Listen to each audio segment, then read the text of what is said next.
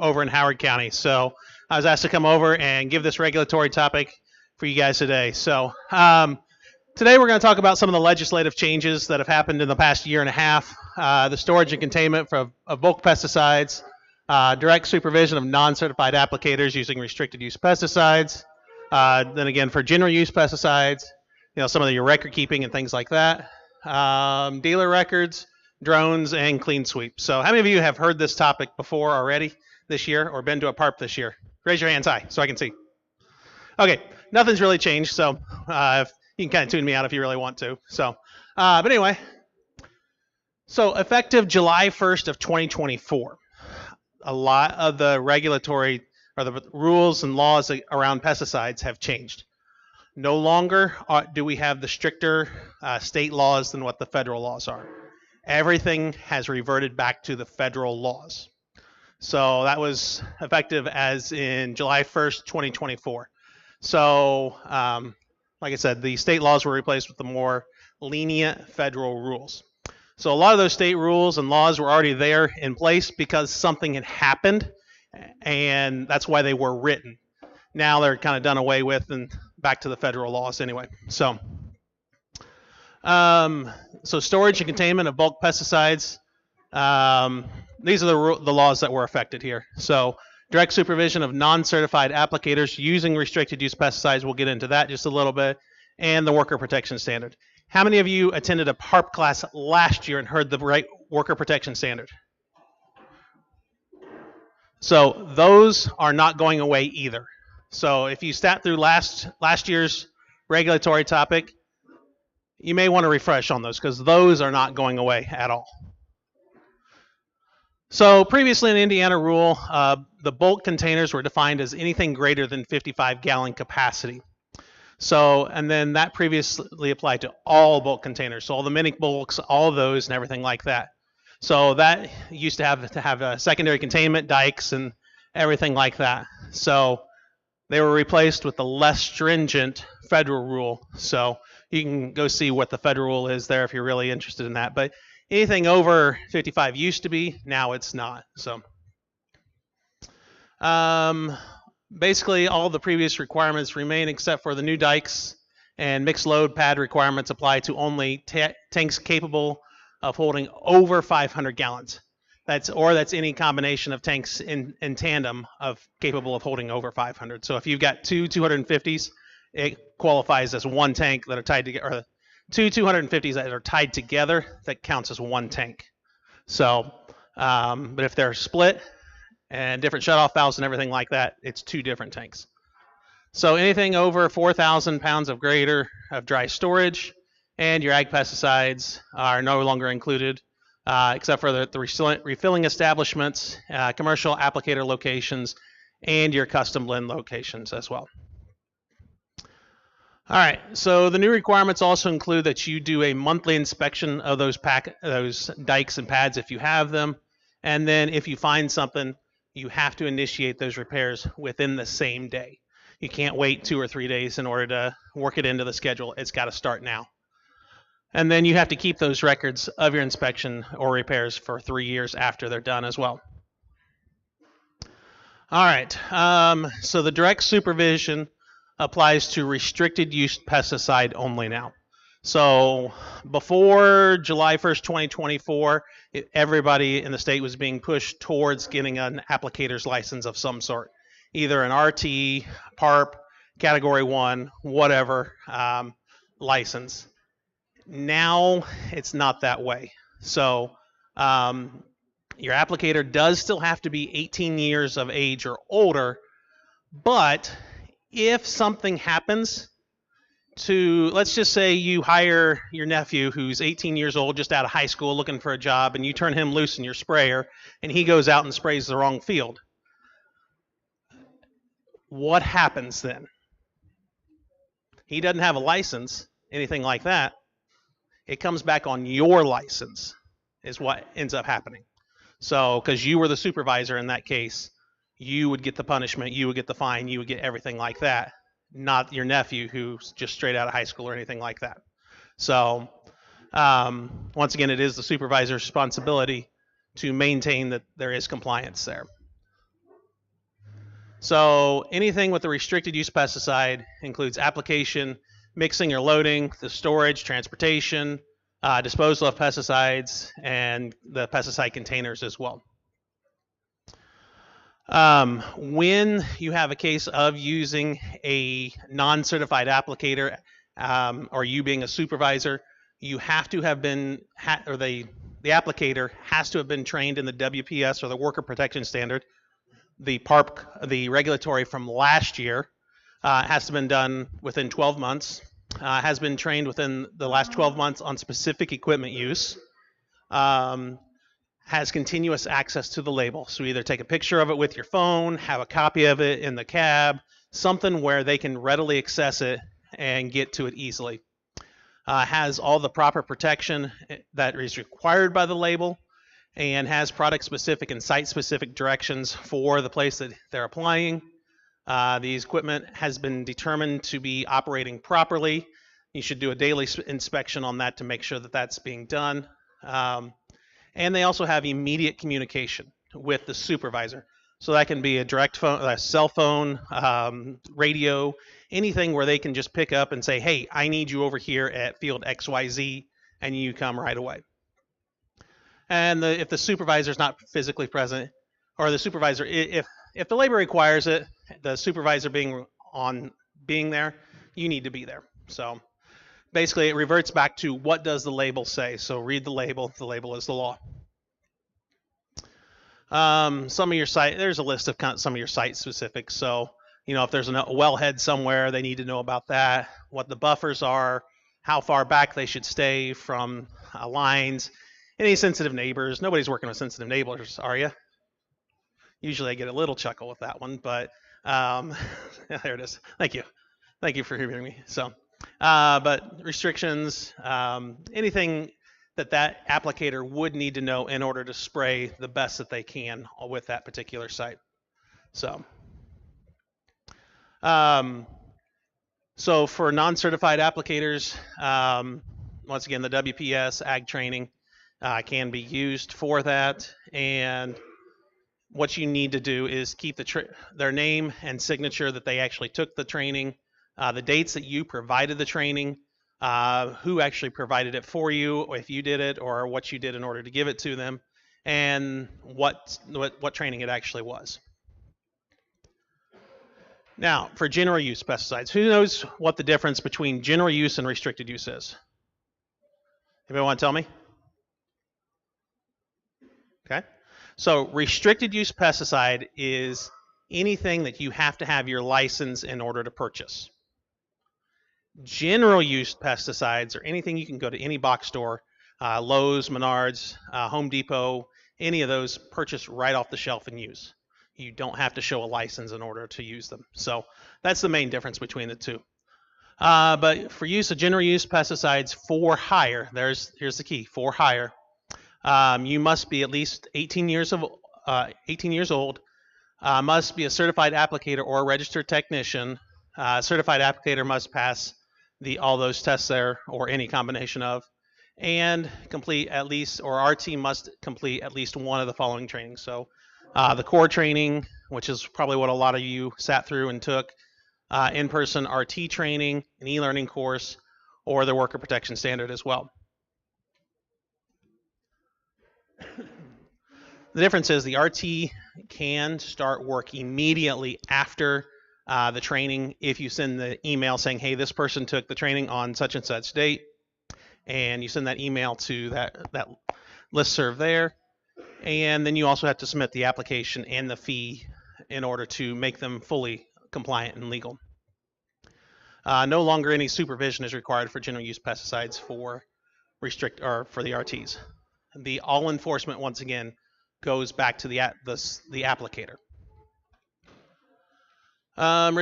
So the restricted use application record keeping, application record keeping is required for restricted use applications. There's no specific form or format that is required. Paper and electronic are okay. You must keep those for 2 years after you make the application, and your records now require the start and stop time for when you actually are started to use that product and when you stopped using that product. Here's just kind of a list of some of the things that you need to have in order to keep the proper records. State chemists will ask for all these if they show up and there's a complaint filed or anything like that. So all these, whether it's in a notebook, electronic, or anything like that, are going to need to be kept. So main things: EPA registration number, the amount you used, everything like that.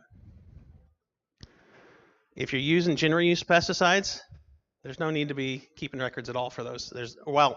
I'll say this: you should be keeping records, but there's no legal obligation to keep those records. Okay, there's a little bit of a difference there. Restricted use pesticide dealer keeping, theirs is a little bit different. They have to keep a little bit different records, so the records still have to be kept for them for 2 years after the date of sale, and elements modified to comply with the federal rule as well. The highlight, what's in red, is what's really changed for them.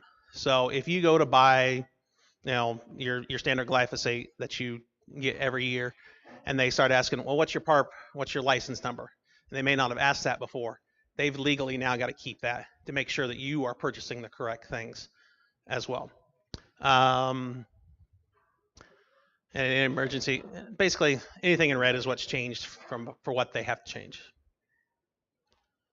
So restricted use pesticide now allows for direct supervision of non-certified applicators.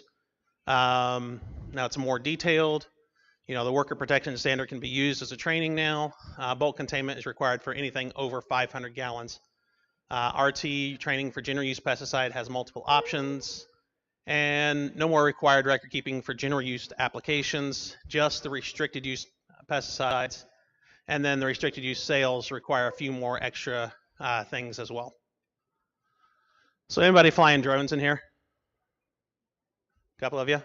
Anybody doing it for hire and spraying with your drones? Okay, so we're going to touch on a couple of things here. We're not going to go too deep with this, but a few things have changed now. So in order to fly one of the spray drones, you have to have your Indiana regulatory requirements. So your core, which most of you have already passed and got credit in, you have to maintain a Category 11. The Category 11 is aerial application. So any of your pilots that are out flying and spraying, that's the same license that they have. And you also have to have your FAA, the Federal Aviation Agency, Part 107 as well. So you have to have a pilot's license as well. So this is for any of the restricted use pesticide applications. Your mixer loader must be a private applicator or one of the mandatory annual training options that we talked about earlier as well. And then along with that, you have to have, there's an insurance policy. I think it's either 50 or 5, I can't remember, it's in the notes, but anyway, we can dive into that if you really want to, but you have to have an insurance policy above and beyond what's actually required for everything as well. So 300,000 commercial liability there on the next slide. So, and then you also have to apply for your pesticide license for hire applicator's license as well. So, okay. And then Category 11, you can also get that as a writer, just like your Category 14, if anybody has Category 14 credits as well, which is manure. Anybody heard of the Clean Sweep program? So has anybody participated in the Clean Sweep program in the past? Okay. So the Clean Sweep program is a chance to get rid of any unused, unwanted, whatever types of pesticides. It can be for anyone. So it can be for farmers, pesticide dealers, anything like that. Not too many people that I know just don't have some kind of pesticide just laying around in the back going, well, we were going to use that, but that was 5 years ago, and well, we're not really going to use it anymore. So sure, no one has any of that at all, right? So what this does is it gives you a chance to get rid of this with no questions asked, no fees. All you got to do is get it there, up to 250 pounds worth of the product. So if it's a pesticide, they will accept it for disposal. It's usually going to be in the second or third week in August. There's 5 or 6 locations around the state every single year. So it is a very good way of getting rid of unwanted pesticides. So next picture here. Can anybody tell me what's wrong with that picture? Well, I hear everything, but what specifically? There's, what was it? Agent Orange. Where's the Agent Orange in there? Yeah, the 2,4,5-T. That was on, it was probably an old estate sale. Grandkids came in there and were cleaning things up probably. And it's like, well, Grandpa had this. What did he use it for? We don't know what the heck it is. How can we get rid of it? Well, something like this with a clean sweep program is a great place to get rid of it. If you have questions, call us. We can get the state chemist in there and go, well, that's really Agent Orange, and we really need to be careful with that. So, like I said, this is a picture off of a farmstead here in Indiana. So, yeah, if you're unsure, contact the state chemist office. They'll be happy to help you. All right, 25, 26. Like I said, in 26, it's going to be in August somewhere. Locations are still being determined. So, all right. One other thing that we didn't mention. Anybody heard of the Endangered Species Act? Show of hands. Okay. By next year at this time, everyone's hand should be up. So the Endangered Species Act is going to start becoming more and more of a thing on labels, where you are going to have to go to Bulletins Live 2 and basically total up points in order to make sure that you can apply the chemicals that you're wanting to apply. So next year's regulatory topic is going to address this whole thing. So I'm just kind of previewing it as well. So, but as labels come up for renewal, they will have this Bulletins Live 2, this mandate for you to go look. And what it is you have to go within 6 months of you actually applying those chemicals, go onto the website and go, okay, well, I want to apply it at this field, and I need to make sure that there's no endangered species that could be affected by this chemical or this combination of chemicals that could take that endangered species out. So you have to get enough points in order to be able to spray it. So sometimes it could be just adding a little bit more buffer to your field or something like that. So Bulletins Live 2, it's going to be on a lot of chemicals. Like I said, as EPA registrations start to come up and be renewed, it will be on the label. And go back to what I said before, if it's on the label is the law. You've got to follow that. So you will be hearing more about it. Like I said, it's next year's regulatory topic. So if you attend a PARP class next year, you're going to learn a lot more about that. But I just kind of wanted to preview that and say it is coming. Okay. So it's due to multiple lawsuits by the EPA and everything else like that. So it's nothing that we or the state chemist is wanting to do. It's something that they're going to have to do. So, okay. With that, anyone have any questions on the regulatory?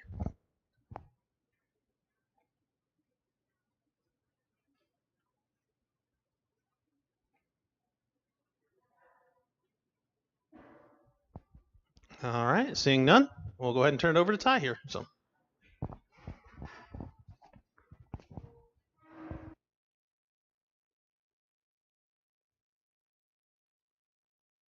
Before you do that, there is one other thing I wanted to show you. So, you're fine.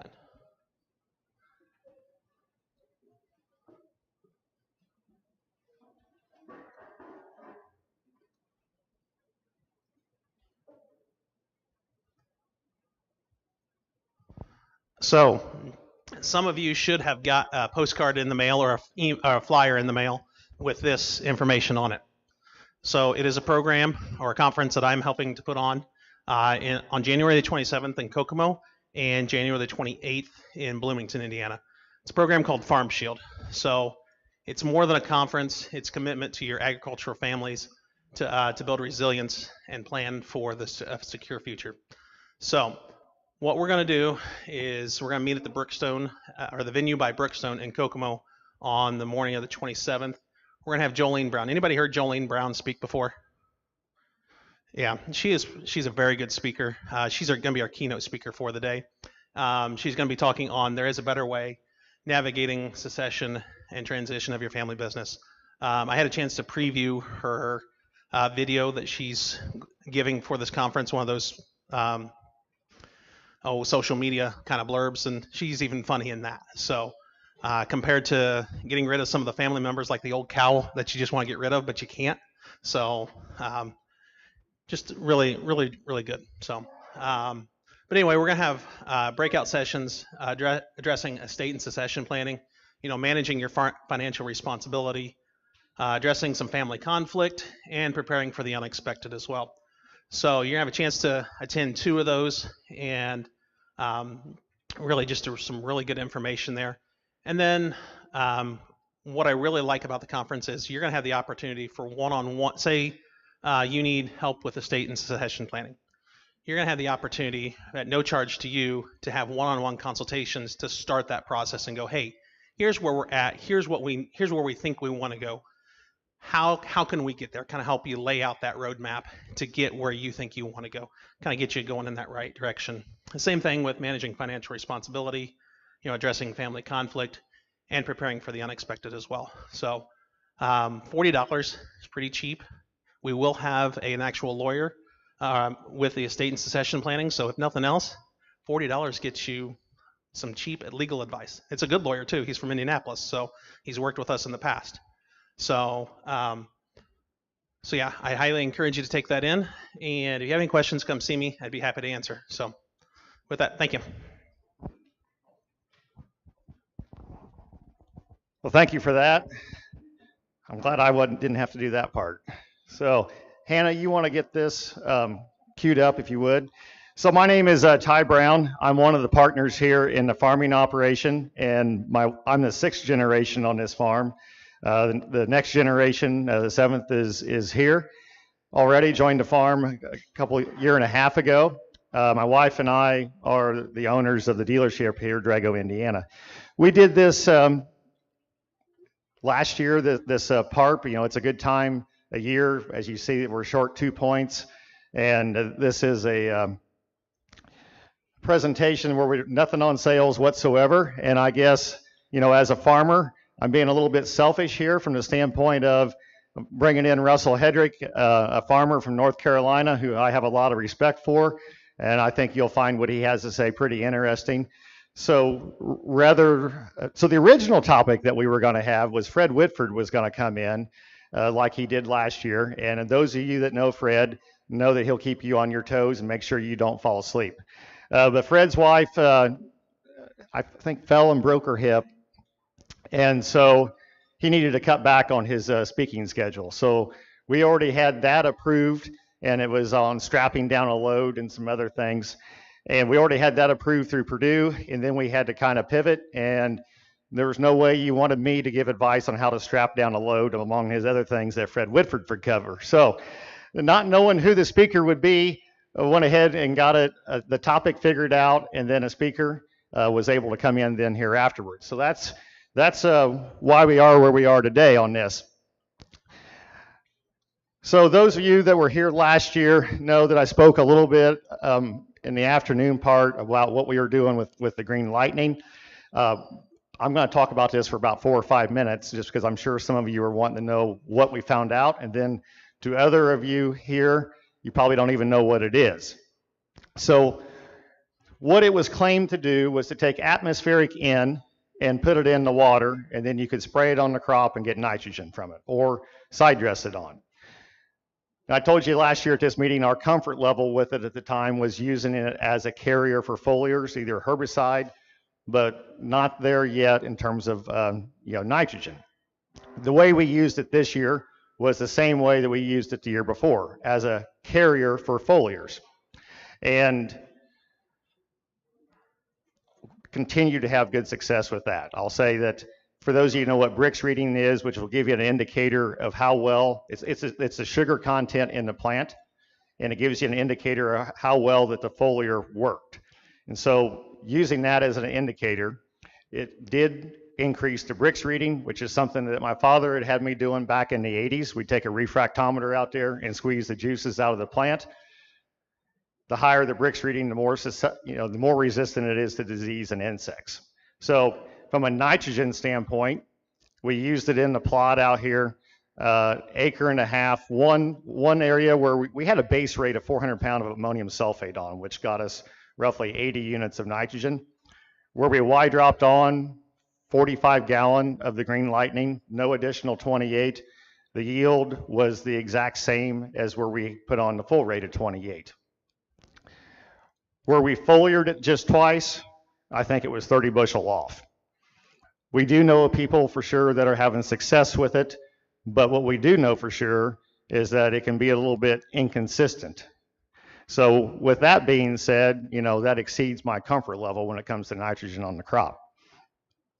So this is what the Green Lightning machines look like. There's 4 of them down there. We used the water this fall to as a herbicide carrier on our fall burn down where we put 2,4-D and Princep out there. I've never seen something work so good on dandelions before. So, and that goes into the water quality part. So I didn't really understand anything too much about water quality until we got these machines and how much water quality affects your spray mix. And that was one thing that Fred Whitford spoke on a good bit here last year. What I don't know is would RO water do just as good a job as the Green Lightning water when it comes to foliars? That I'm not sure. The water quality part, we could speak on it for, an hour and a half here, but you don't want to listen to me for that long. So what's on the right side there, that's one of the RO machines. So that one there is producing 17,000 gallons per day. The other one on the left can produce another 4. So now we're at this time of year, we're just running the 4,000 gallon per day. And so it supplies the shop and everything here except for the house on reverse osmosis water. So people, Russell might even speak to it a little bit, but I've been to enough conferences and stuff. Reverse osmosis water, it will take your TDS, here on this farm, it's taking the total dissolved solids down to 3, from where we were around 389 to 400. It's taken our pH from 7.9 down to 5.3. Something else that we found interesting with the reverse osmosis water, what we learned from the Green Lightning, we put some of it in a carbon steel tank out here. And then the Green Lightning told us that, hey, you might have just ruined your water by putting it in a carbon steel tank. And it didn't occur to me until maybe somewhere in the middle of August. Well, what am I doing to my reverse osmosis water by putting it in my water tank out there that I've used for the last 8 years, had nothing in it but water. And it took the pH up to 6.5, and it took the TDS back up to 88. So I didn't get the full benefit out of our reverse osmosis water because of me putting it in a carbon steel tank. So for this year, that water will be stored in a poly tank, or it will be stored in an inflatable bladder. We got 2 30,000 gallon inflatable bladders, which we can't put fertilizer in it, but we can put water in it. It might be legal with a containment system. That's the regulatory people. I haven't asked. So, but we use it for water storage. So that way, if I go through 20,000 gallon of water in a day, this bladder, it's very inexpensive per gallon. You might get it for 30 cents per gallon, perhaps. I mean, way cheaper than a poly tank. It'll collapse down to where it's just an inch high, and it'll blow up to where it's about head high. We keep a little bit of product in it in the wintertime so they don't blow away, and if it freezes, it won't matter. So that's a pretty cool idea to inexpensively store water, and because it's rubber, when I checked it, the water was going in and coming out the exact same. So our results of what we've seen from herbicide and others as well is that you can reduce, okay, I'm not making advice here, but you can likely reduce your contact herbicide rates or the herbicides that are translocated. So still, I'll just say follow the label, but irrigation plot. The goal on this pretty much was to see, can I deliver all the nutrition that the plant needs through the root, and would I see a benefit to the Brix levels? I don't know how many inches we put on this year, but we watered it all the way up until the corn got down to 24%. We put a liquid fertilizer with it, probably about 4 days per week.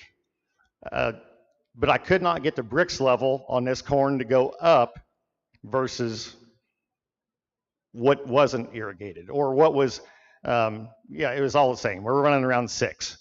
But where we foliered with good water and a good foliar, we took our Brix reading up to 10 to 12. So my hope was that we could do this all through the root. I was not able to accomplish that, not last year. So half of the plot, well, all of it had 400 pound of AMS down. Half of it, 2.5 acres, had no additional nitrogen other than that 10-20-10 liquid that was applied, which I'm going to say maybe we got up to 100 units of N. 100 units of N got me a yield of 310 bushel per acre.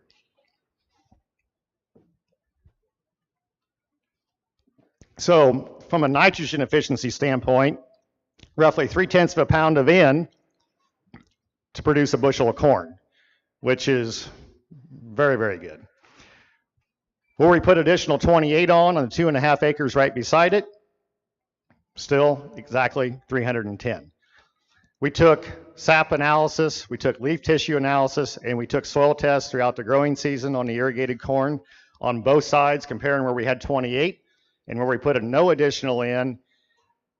The nitrates, everything in there was way too high. My theory of kind of spoon feeding that crop a little bit of nitrogen all along, when you are spoon feeding that crop, you don't have to put on the high rates all at one time to get you through the season.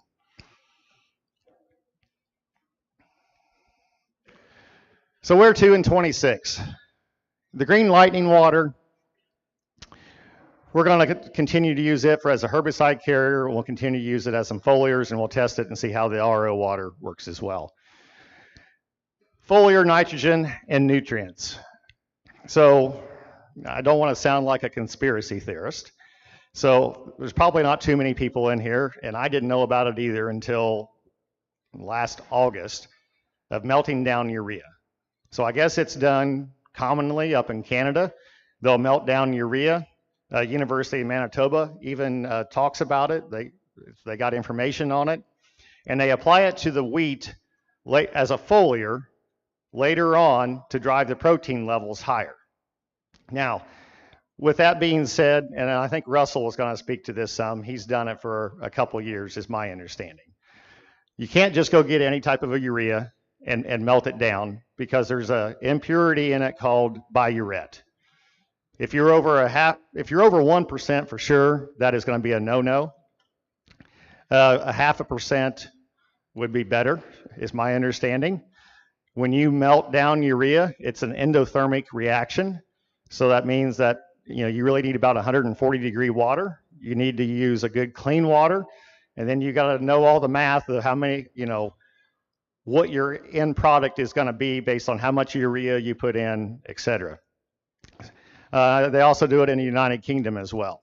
So the thing about a melted urea product is you can figure out exactly what the nitrogen solution is. If it's 23% is about as high as you can go, and your freezing point is going to be 61 degrees. If you're 18%, you're going to be at a freezing point, I think, of around 28. If you're down around 15%, your freezing point is going to be, way down there. So we're going to try that a little bit. The thing about, I believe from those I spoke to, is you can see that show up in the plant within 24 hours. So with the ability to sap test, you could take an analysis of that plant before you put it on, see what your total nitrogen is, and the sap test should be a leading indicator about 2 weeks before you see any visual nitrogen deficiencies in the plant.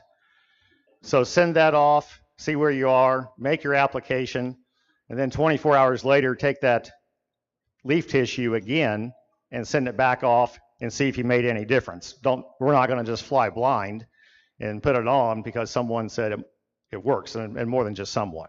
So we can actually get scientific data to show whether or not it made a difference. Now, it's not that just simple as just going out there and spraying it on. Um, Time of day, you better be prepared to work through the night or starting when the sun comes up. If the leaf gets over 78 degrees, you're probably wasting your time. If it is extremely dry out there, also wasting your time. You know, it also comes down to the point of deliquescence. So you probably want to have something in that mixture that helps draw in the moisture. So that way, so think of the product like you might have in your safe that attracts the moisture so it doesn't, you know, affect the contents of your safe. You probably would want to have a fulvic acid with it. There's other things you'll want to put with it. You know, rates and all this, you know, are subjective. You can get by with perhaps 1 gallon per acre, maybe 2.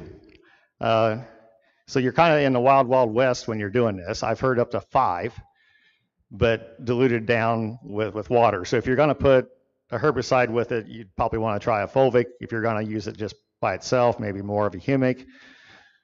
But the only reason I'm saying this is for those of you who like to do some foliars and stuff, it might be, you know, rather than your RO water, if you're wanting to try and improve the ability to get your foliar into the plant, and you're willing to go out there at some odd times, might be something to consider on just a small plot to see what happens. And there are places you can buy the urea liquor and not have to make it. So that's a part of the direction that we're going to be going. Boron and sulfur, you know, don't apply sulfur as a foliar. That would be a no-no. But we are going to, you know, they're both very mobile in the soil, and we're all aware that they're becoming more and more needed. And especially boron is getting to be one of those things that it's really just about as important as sulfur. But there's also some no-nos to boron as well. If you go with a too high rate of boron and your calcium to magnesium ratio is not where it should be in the field. So for example, if you have a base saturation of calcium of 60 and above, you're probably okay. If you have a base saturation less than 60, if you're down in the 30s and 40s, and you put too much boron on out there, you might have found a good way to kill the corn plant. So 10 pound of the acre might be too much in a situation where your calcium ratio is too low. So if you've used a lot of dolomitic lime in the past versus high cal lime, your base saturation of calcium may not be to the point where you want to go out there with too large of an application of boron. That doesn't mean you can't do other ways in foliars to try and address it. But anyway, those are some of the things we're going to be playing with this year. Green lighting put us on the path to some of those things. We've learned a lot along the way. I do not think we'll probably be trying the irrigation plot this year. I learned what I wanted to learn from it last year. So we'll concentrate some time and effort to some other things, you know, things that we can have an impact on a larger scale is the way I see it. So I could speak for another hour, but any questions on anything? So my phone, yes, Rick.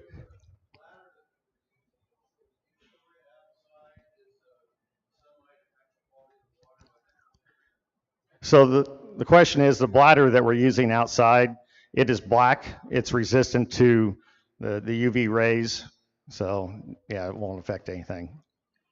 So I guess they've used them up in Canada, and they've left water in them, and they'll go through 8 seasons of freezing and thawing. I guess we'll find out if ours are still good, but I didn't see anything leaking the other day. Yes? We Y drop the green lightning on an acre and a half out here at 45 gallon to the acre. You know, it could have been just that we were in a lucky spot of the field that it didn't need a whole lot more nitrogen. So the plot was out here. I was kind of surprised that the Y drop at 45 gallon per acre actually was better than a foliar twice, but we had more total product. 15 gallon per acre was what our foliar was twice. We probably should have done it more than that. All we put with that was molasses. Yeah, we might have had some BMO in that mix. I can't remember. Boron and I think we put some molybdenum. I think we put some BMO in there.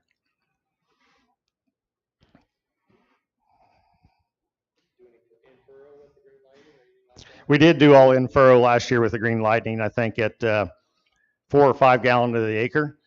And I think we'll probably put this year maybe use a gallon of liquid urea in furrow instead. Oh yeah, we had our starter with it. Yeah, we had our starter with it. We put the Green Lightning in because there are a lot of, there's science fair projects all over the Midwest, where they show the benefits of using plasma activated water as it increases the germination of the seed.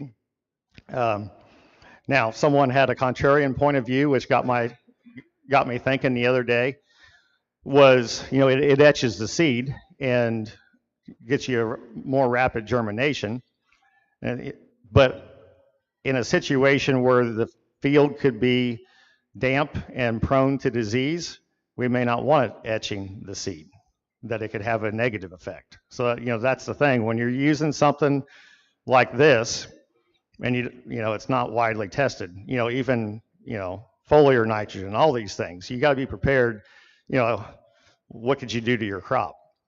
I think, if you wanted to kill your weeds without a herbicide, you can probably take boron and liquefy it and spray it on. So if you're on an organic farm and your farm needs boron, you go out there and spray on boron and kill the weeds. If your crop's up, you'll kill it too. So I think I got the nutrient right. I need to go back and look at my notes on that.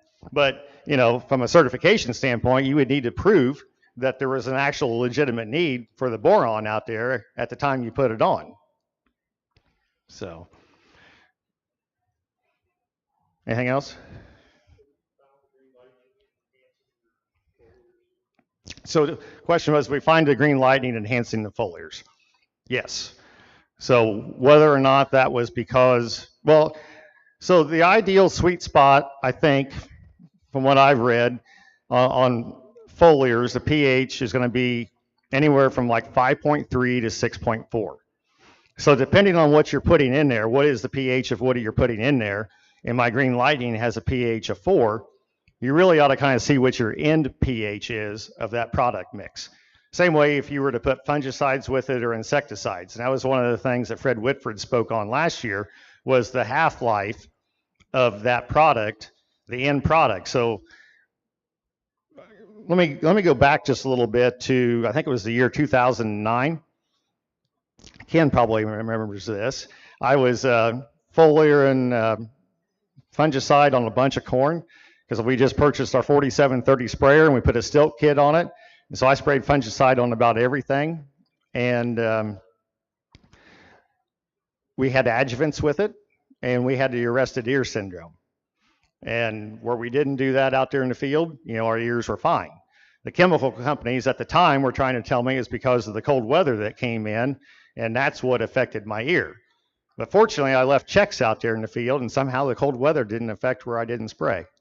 So that was all made right, but all the fungicide companies then realized at the point that the adjuvants that we were putting in was the problem.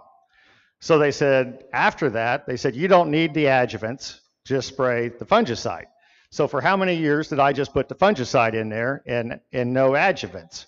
So even on beans, I did not put the adjuvants in there. So I was just taking my water with a pH of 7.9, and we're doing hot loads here at 6,000 gallon at a time.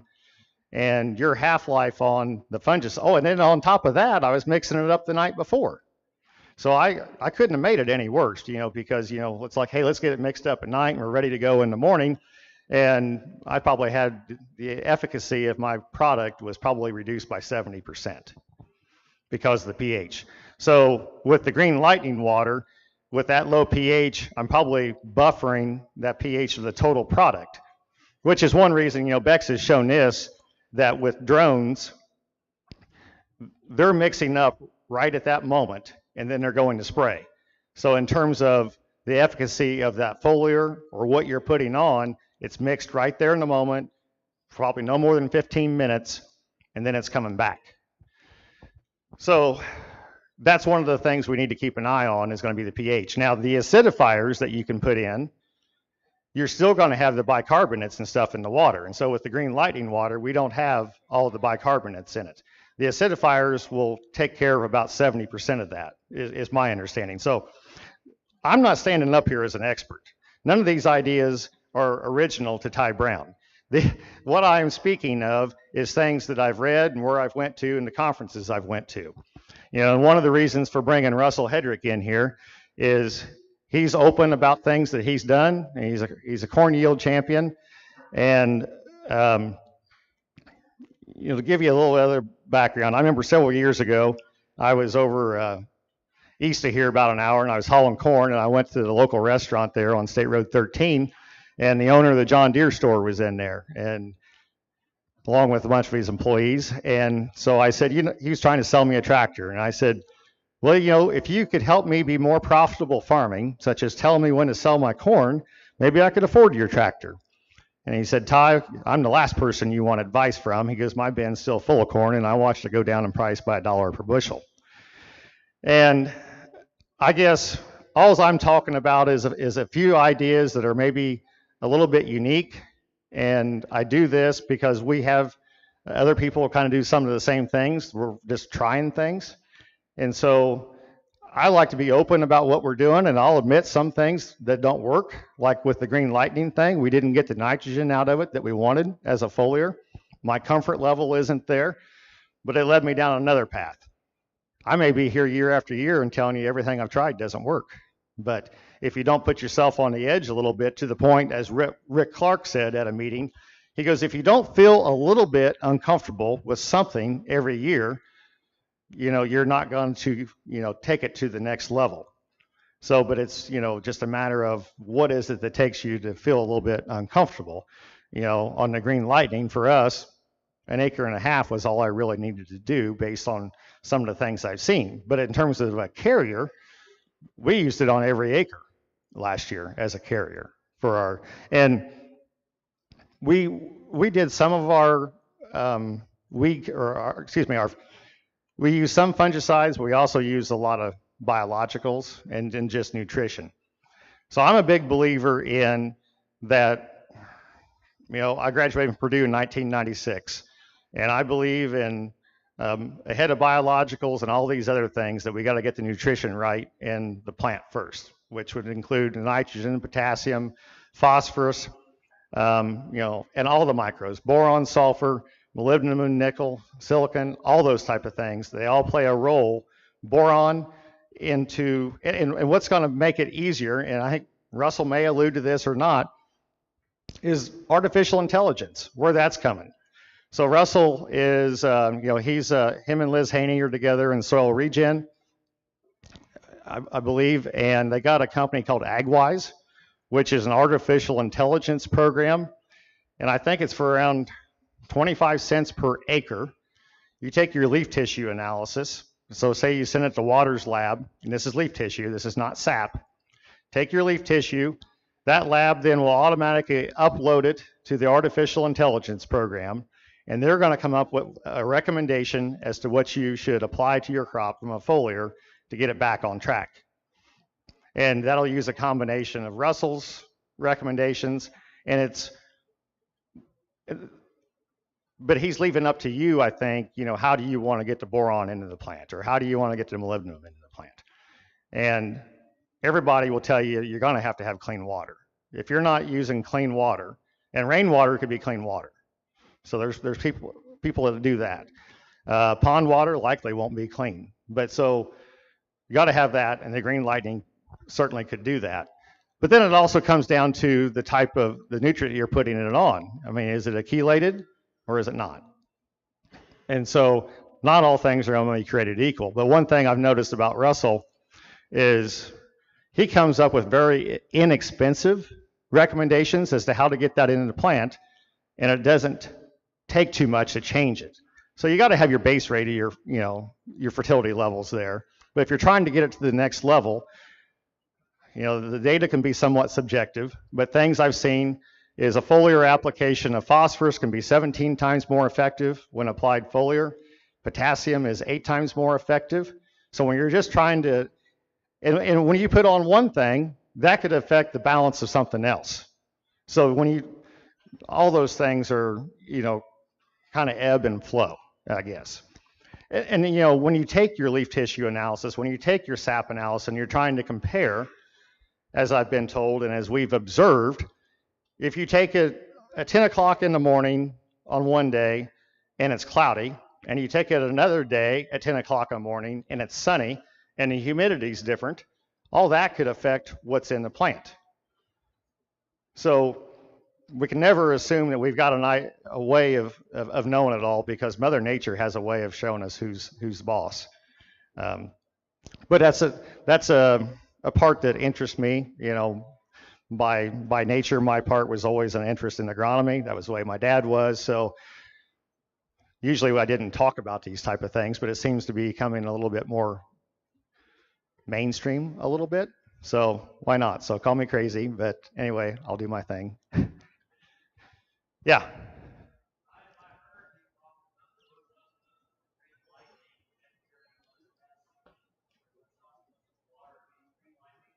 Yeah, we did not.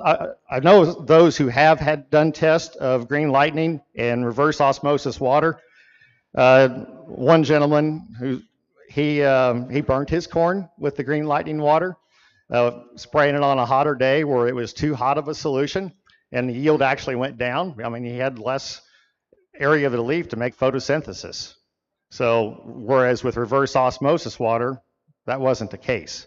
So there has been instances last year where several, I guess. So we had a weekly call with the green lightning folks, and people, especially as they were going out there early on, say triticale, wheat, trying to put nitrogen on, and went with too high a rate, and it burned it.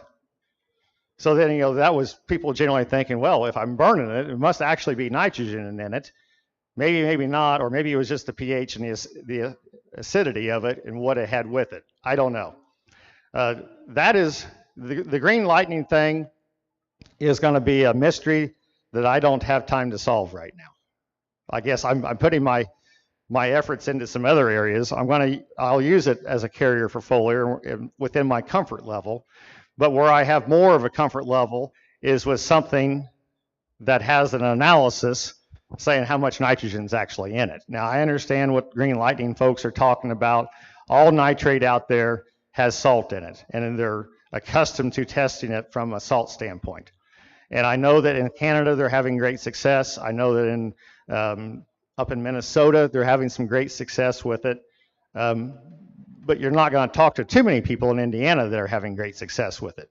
Now, I can tell you with reverse osmosis water, I was up at the Acres USA conference in Madison, Wisconsin, the first week in December for 4 days. And there was a whole breakout session on clean water. And, someone who wasn't even on the speakers list, spoke up, and he was a crop consultant out east, and he was talking about the benefits he saw and his customers on reverse osmosis water. And then that conversation continued into the hallway for another 20 minutes, and I was eavesdropping in on that. And their comments were that with reverse osmosis water, they're reducing their herbicide rates by 60%. So I guess I should also put a disclaimer on this. So it's a lot of what I haven't said that if you go out there and do it, you might kill your crop, okay? So for example, I'll make that, if you take your reverse osmosis water, because you've totally changed the carrier that you've used in the past.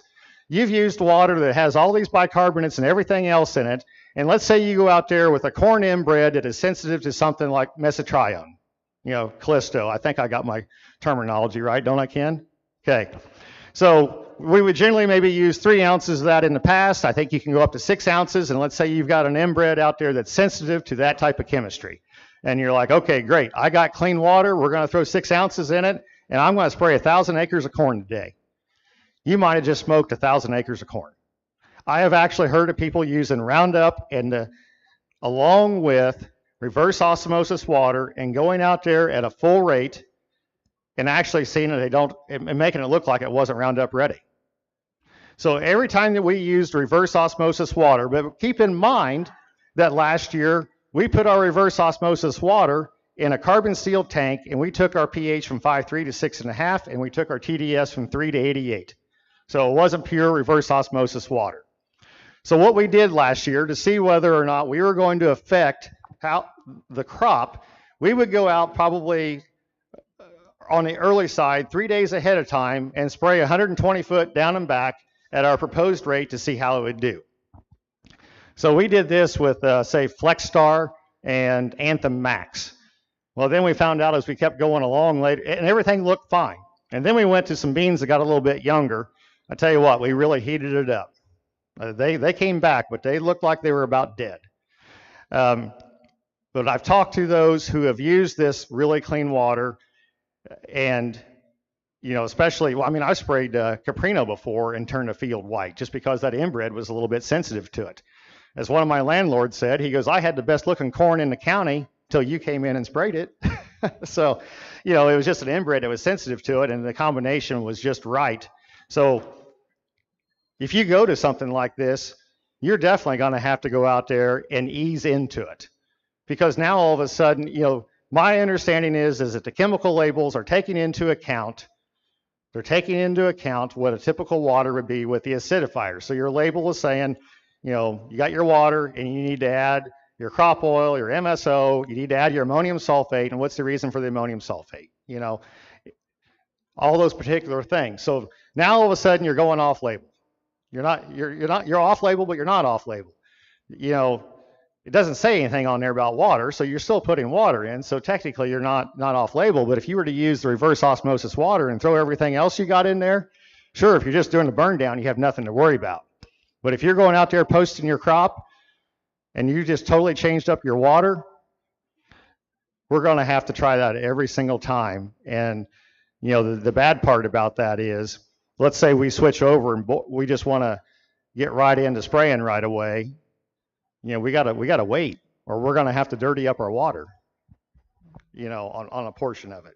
So there's risk involved in this stuff, but there's reward too. Now, our beans, okay, I'm getting about to my cutoff.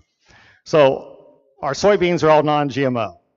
So we're generally operating from the standpoint of, if I see a weed, I got a problem. So we're operating with overlaying residuals.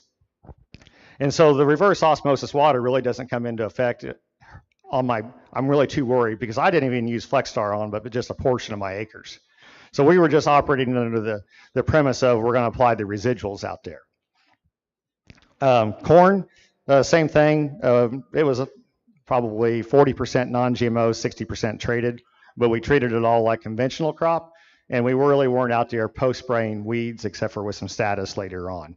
And we did ease into that as well. So, but if I were to use something like that's got mesotrione in it, I'd be very concerned. And also, if you're post-spraying Roundup out there too, in terms of what rate you can use. But I've heard comments of people reducing their Roundup rate by half, not because they're just trying to save money, but if you keep it up there too high, you can hurt your crop. All right, I got sidetracked there. So, yeah. So on the burn, so I was asked if we pulled our adjuvants out when we use the RO water. It depends. So our farm did not use any Roundup this last year at all. And that was a big adjustment, and I won't go into too much detail on why we didn't use any Roundup. I think we'll probably use some on the field edges and stuff next year, but to clean things up. But the reason we didn't use Roundup is, Roundup is a chelator of minerals, and it can tie up the manganese. And, as we farm some organic acres, and I've talked to other organic farmers, and then even other farmers in the community who have not used Roundup to the extent that we did with our cover crops and our no-till and our burn downs, you don't have the water hemp pressure there. When you go to organic, after you're in organic for a while, the weeds that were a problem many years ago before Roundup, such as cocklebur, giant rag, buttonweed, all those become a problem again. And what you would think would be a problem weed, such as water hemp, you're thinking, why in the world, how could I go to organic with as much problem as water hemp causes in our conventional farming? So Don Huber, professor emeritus at Purdue, he's 90 years old, among others, have shown that that is just basically changing the nutrient balance in the soil, and Roundup is one of those that flourishes, or water hemp is one of those that flourishes in that environment. I switched to Liberty in some of our burn down this year, but we're also doing a lot more tillage. But I wasn't sure that my high-speed Joker would get out all the weeds, but it appeared that it did. We even worked in green cereal rye and terminated it without using Roundup. I was able to terminate it adequately enough with tillage. I left a little bit out there, but I got it adequately enough. But Liberty, so Roundup is translocated down to the roots. So if that makes it a little bit worse, as I understand, to the soil and your nutrient balance, because you're taking it down into the roots. So let's say you have Roundup Ready alfalfa or something like that that has a really deep root. So when you're spraying Roundup on it, it's still getting translocated down, but it's going down even deeper. So that's what's affecting the soil. I switched to Liberty, and in that case, I had some water hemp out there, I had some grass, and I'm using, Liberty is not going to kill those things the way that Roundup does on some of this stuff. Well, I mean, Liberty does better on water hemp. So I wanted to throw the kitchen sink at it, so to speak. So I still had the adjuvants in there. And, I can't go out there and spray 3,000 acres of burn down and pull out everything until I ease myself into it, because then it's kind of a wasted trip. I went out there and sprayed all this on, and for another $2 an acre, I could have heated it up even more. So Beck's Hybrids has done some, studies. There's adjuvants out there where, they were doing an application with adjuvants and Liberty. Instead of the normal 15 and 20 gallon per acre, they were down to 10. We reduced our carrier volume with some of the adjuvants that we kept in there by using Liberty. So I understand there's a lot of applicators in here. So, you're in this is our farm trying this, at our own risk on some things, but, it's just, we're learning from it. You can't do that as a custom applicator. I mean, we're still following the label. I mean, if I choose not to put the adjuvant in there, but I'm just saying, well, I changed up my water, I got to change some things. But when I posted chemicals, we pulled out our adjuvant. So for example, the fall burn down that we used this year, I used 2,4-D, and I either used Simazine or I used a generic Valor. I couldn't believe how much it killed. I mean, I struggle to kill dandelions, but we don't have too many. But where we do have maybe some on some field edges on some fields, I thought maybe, the frost got them, but, frost normally doesn't do anything to dandelions. But we left a check out there in the field where we didn't put it on. They were smoked and rotten where we sprayed it. I mean, we're talking just a day later, one of our tenure drivers here, he couldn't believe how much we affected the weeds that quickly, just, spraying it to the next day. So maybe that generic Valor combination we didn't even have dicamba in there. So, and we had no adjuvants, but we had good clean water with a pH of 4. Yep. We did spray some on the green lighting on the corn stalks on what we harvested early, but we also put what's Meristem's product that they use as a digester. We had some of that sitting in the shed, so we put that with it. I thought it did a good job, but we started harvesting corn like September 10th this year, and it was 30%, and we harvested. Our first 1,000 acres of corn probably averaged 27, 28%. And we had a chopping corn head on there. So all those juices and everything in the sap combined with, I didn't think the nitrogen water was going to hurt anything. So yeah, we used it, but it was just more of a timing thing. We really struggled timing wise to get out there and spray it early. Then it turned off so dry. All right. Well, I think it's time for a quick break. And then we'll get started with Russell next. So thank you.